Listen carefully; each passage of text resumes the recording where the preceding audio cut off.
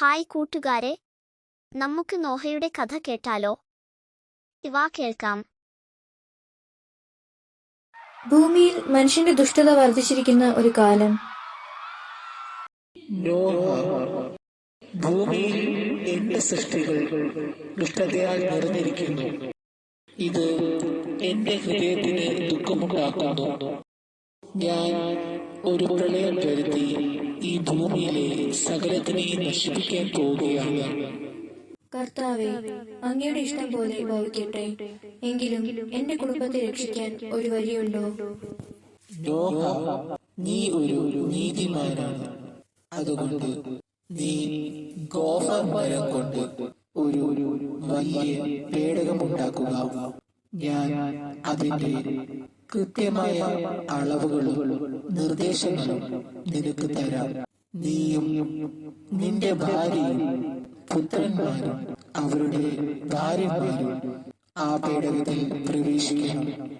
ഞാൻ അങ്ങയുടെ കൽപ്പന അനുസരിക്കാം കർത്താവേ. മാത്രമല്ല, ഭൂമിയിലുള്ള എല്ലാ ജീവജാലങ്ങളിൽ നിന്നും ഈ 2 വീതം ആണും പെണ്ണുമായി നിന്റെ ജീവരക്ഷയ്ക്കായി പെട്ടകത്തിൽ കയറ്റണം. അവർക്ക് ആവശ്യമായ ഭക്ഷണവും സംഭരിച്ചു വെക്കണം. നീ പറഞ്ഞതുപോലെ ചെയ്യുക. വർഷങ്ങൾ കടന്നുപോയി.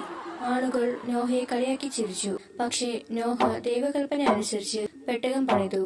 ഒടുവിൽ പെട്ടകത്തിന്റെ പണി പൂർത്തിയായി. ദൈവം കൽപ്പിച്ചതുപോലെ പെട്ടകം പൂർത്തിയായിരിക്കുന്നു. എല്ലാ മൃഗങ്ങളും ഇണചേർന്ന് അകത്തേക്ക് വരുന്നു. ഇനി നമുക്ക് പ്രവേശിക്കാം. എല്ലാം ദൈവത്തിന്റെ ഇഷ്ടം പോലെ നടക്കട്ടെ. ഈ വലിയ പെട്ടകത്തിൽ നമ്മൾ സുരക്ഷിതരായിരിക്കും. നോഹയും കുടുംബവും മൃഗങ്ങളും പെട്ടകത്തിൽ പ്രവേശിച്ചു. ദൈവം വാതിലടച്ചു. 7 ദിവസത്തിനു ശേഷം മഴ ആരംഭിച്ചു.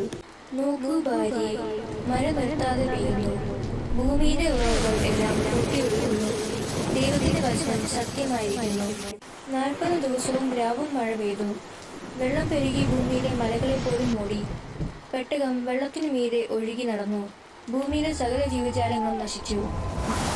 150 ദിവസത്തിനു ശേഷം വെള്ളം ഇറങ്ങാൻ തുടങ്ങി.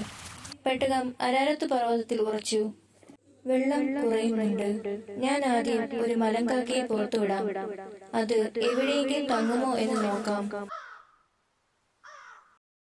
മലങ്കാക്ക പോയി തിരികെ വന്നില്ല. ഇനി ഞാൻ ഒരു പ്രാവിനെ വിടാം. അത് പോയിട്ട് തിരികെ വന്നില്ലെങ്കിൽ ഭൂമി ഉണങ്ങിയെന്ന് മനസ്സിലാക്കാം.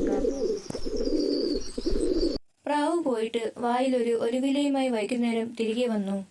നോക്കൂ, ഒലിവില. ഭൂമിയിലെ ചെടികൾ വളർന്നു തുടങ്ങിയിരിക്കുന്നു. നമ്മൾ രക്ഷപ്പെട്ടു. കുറച്ചു ദിവസങ്ങൾക്ക് ശേഷം നോഹയും കുടുംബവും മൃഗങ്ങളും പെട്ടകത്തിൽ നിന്ന് പുറത്തു വന്നു. നോഹ ദൈവത്തിന് നന്ദി പറഞ്ഞു.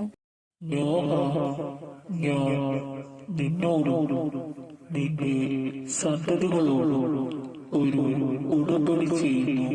ഇനി ഒരിക്കലും ഞാൻ ജലപ്രളയം കൊണ്ട് ഭൂമിയെ നശിപ്പിക്കുകയില്ല.